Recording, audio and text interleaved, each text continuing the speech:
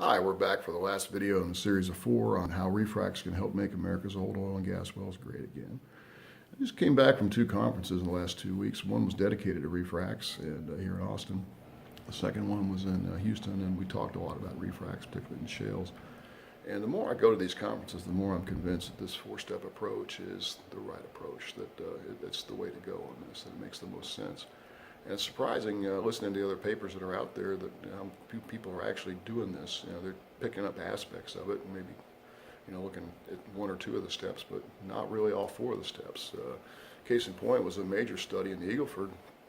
Refracs was done by a service company, and basically that has wireline analysts on staff, and yet they included no reservoir data, no oil in place, gas in place, no size of the prize information. They based it on dates and IPs and things like that that are, not really good proxies. The best, case scenario is you got a big prize there that was left there for a good reason, and you've got a good plan to get it out.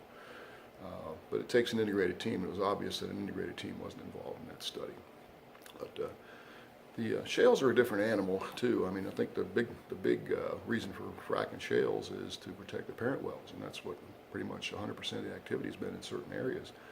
And it's a valid reason, because your NPV of the shale refrac on the parent well is usually positive, or it's break even, because they're not spending very much on them. Usually they're just using diverter and maybe a dozen stages or so, or pseudo stages, with diverter drop between. Just one continuous pump job, which typically only, basically it might recharge the entire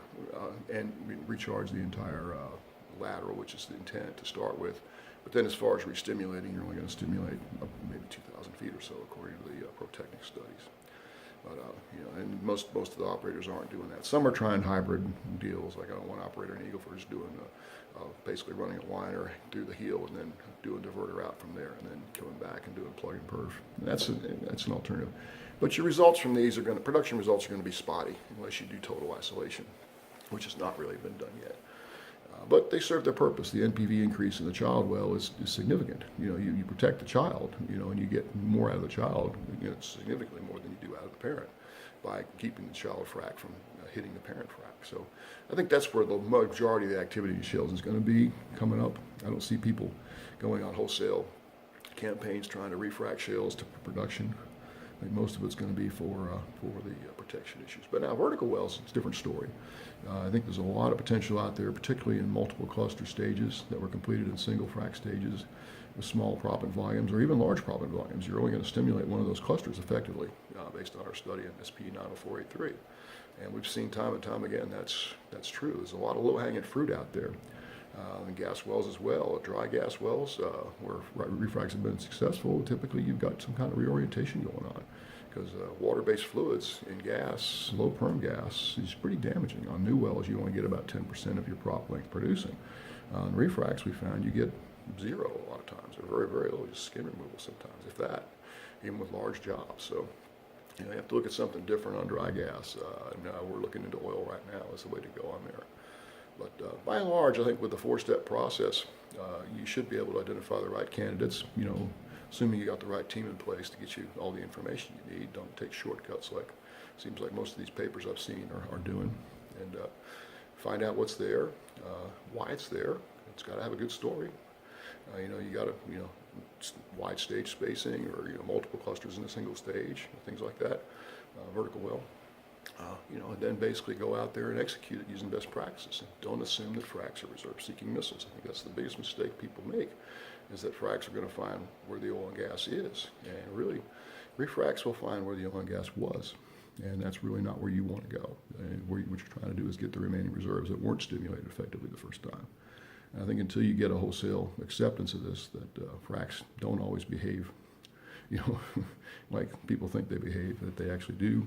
They based on stress and based on rock properties, not based on where the reserves are. And the reserves that are there are substantial. The studies we've seen over and over again show there's a huge amount of oil and gas behind pipe that was left there by inefficient completions to start with, or mainly by people not understanding how fracs work. A lot of people know that fracs work, but by looking at a lot of these completion designs in the past, they really didn't understand how they worked. If you're trying to stimulate a bunch of zones in a vertical column, you got to do a single frac stage in each zone. Limited entry, is a good concept. It limits the amount of oil and gas coming into the wellbore, if you rely on that. So, so really you have to be careful and use mechanical isolation and follow the 4-step process, and I think you'll be pleasantly surprised. And again, if you want to hear more about this, we've got an upcoming 2-day session in Houston, May 4th and 5th at Subsurface Consultants. And there's more information on our webpage, and then there's a link to their webpage on this video. So, and again, hopefully can help you use refracs to make America's old oil and gas wells great again. Thanks for your time.